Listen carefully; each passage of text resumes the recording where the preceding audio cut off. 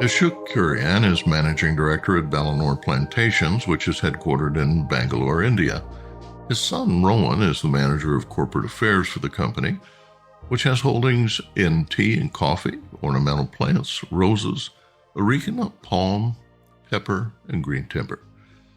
Balanoor annually produces 625 metric tons of tea on 225 hectares, grows about 500 metric tons of Arabica and Robusta coffee, and produces 30 metric tons of mainly white pepper, as well as 40 metric tons of areca nuts. The plantation yields 700 to 1,000 trees annually. Separate holdings include 15 hectares of cut roses for export globally and a plantation in Malappuram that produces 65 metric tons of rubber annually. Welcome to the T-Biz podcast. This week, it's my great pleasure to introduce Ashok and Rohan, his son, Kuriyan, from South India. The farm Balanoor has been well known for many, many years as a resource for not just tea, but for a lot of different crops, coffee, for example, and also timber. Ashok, I'm going to start with you and just ask you to describe your venture from the vantage of a rural entrepreneur. Hi, Dan. Morning from India. We are a plantation company which was started in 1937. And we were mainly at that time both coffee and tea. Since then, we have diversified into growing other crops like pepper, areca, timber, and even trying to grow some fruit trees to be not mainly dependent on only the main crops of tea and coffee. We have done it fairly successfully, but not achieved scale, nor break even in regards to tea. We're still having a tough time struggling with tea, where the labor requirement is huge and our terrain does not lend itself to mechanization. We will have to now try to develop a brand to see that we can add a little more value than sell a commodity. Rohan, you're going to inherit your father's investment in the land and the business that he's established. Will you share with listeners your vision of the future?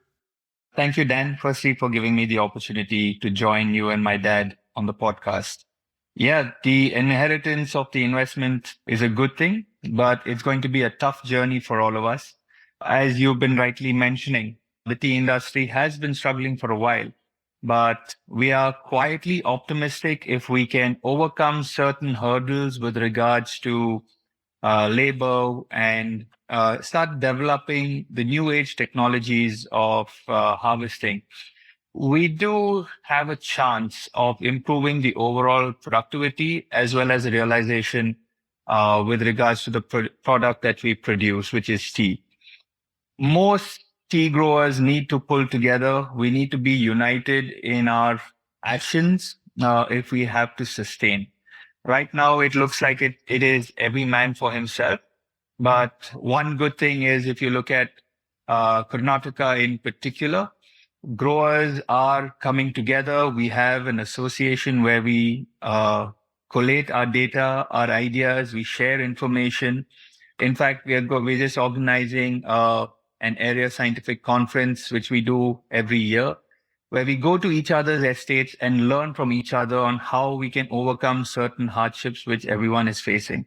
I think that is something that our industry needs to do in totality if we want to move forward and improve on the overall quality of our produce. We have been noticing that earlier on, it used to be more quantity, while sacrificing on the quality. Now we started to realize that quality is what sells and gives you a better price. So the focus has now moved from just quantity to getting a balance of quantity and quality. And automatically the realization is going up. So we are quietly optimistic, but also a little worried at the way things are going. It's not all doom and gloom. There is a little bit of sunshine at the end of it, but it is to see how we can sustain, to maintain, to see the sunrise to the top. I love to hear you say that. The voice of the future are the folks who are young and energetic now and viewing the business as something that is worth their time and effort. And you see in so much of the world, the next generation simply abandons tea. At one point, tea and coffee were pretty much everything you did. How much does tea contribute towards your revenue and employment? And where do you think it's sustainable? What kind of annual yield, for example, does a farm have to produce to stay in business in the business of tea? We were almost 50% tea and 50% coffee as regards to the total revenue that we generated. But acreage-wise, coffee is bigger than tea. And productivity-wise, tea produces more kgs per acre compared to coffee. But that's purely because of the yield tea has, because it's harvested throughout the year. The turnover does not really matter as far as agriculture is concerned. It all depends on your profitability per acre and the price per kilo that we have. And when it comes to labor deployment, our almost 60% of our labor is deployed in tea. It's a daily crop. It has to be harvested every 18 days. And mostly ours is semi-manual, using shears or motorized shears. From 2002 onwards, tea has been losing money and is being sustained by our other crops like coffee, pepper, arecanut, and timber that we grow.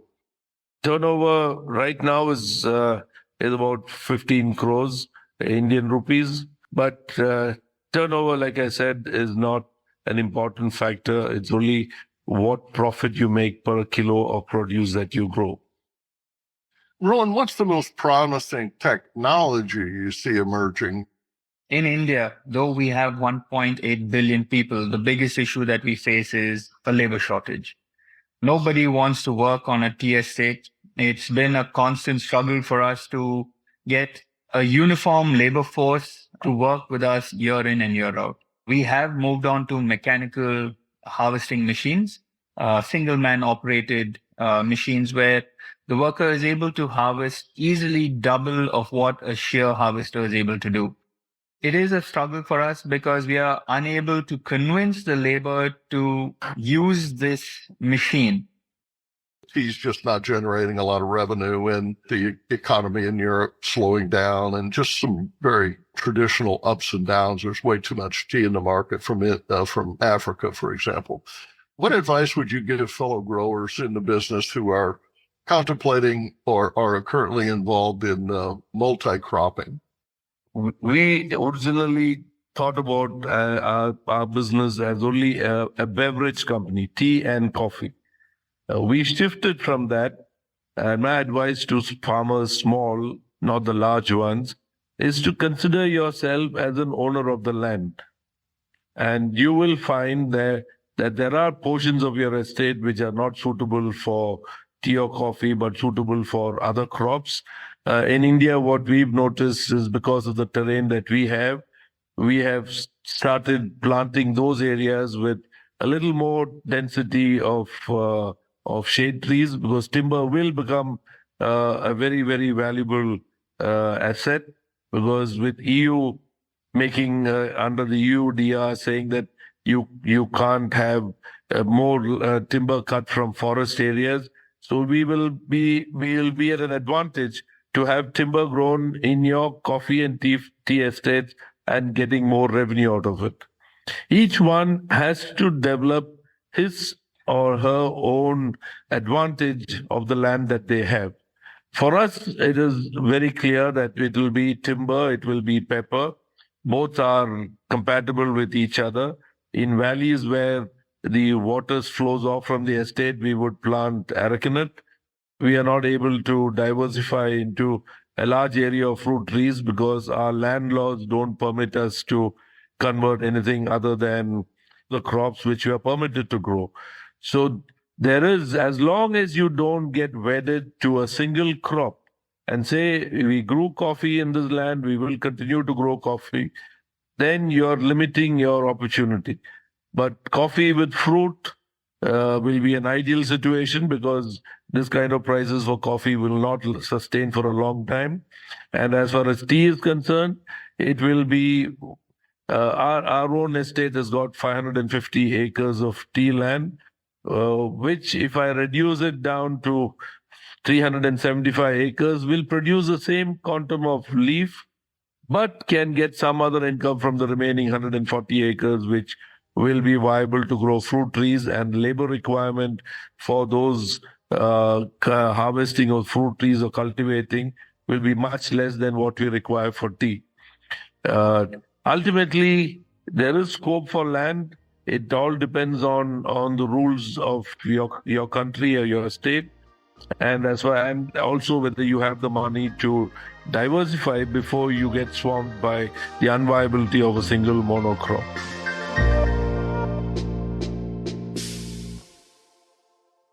Produced by Adavita Studios. Connect your voice to the world.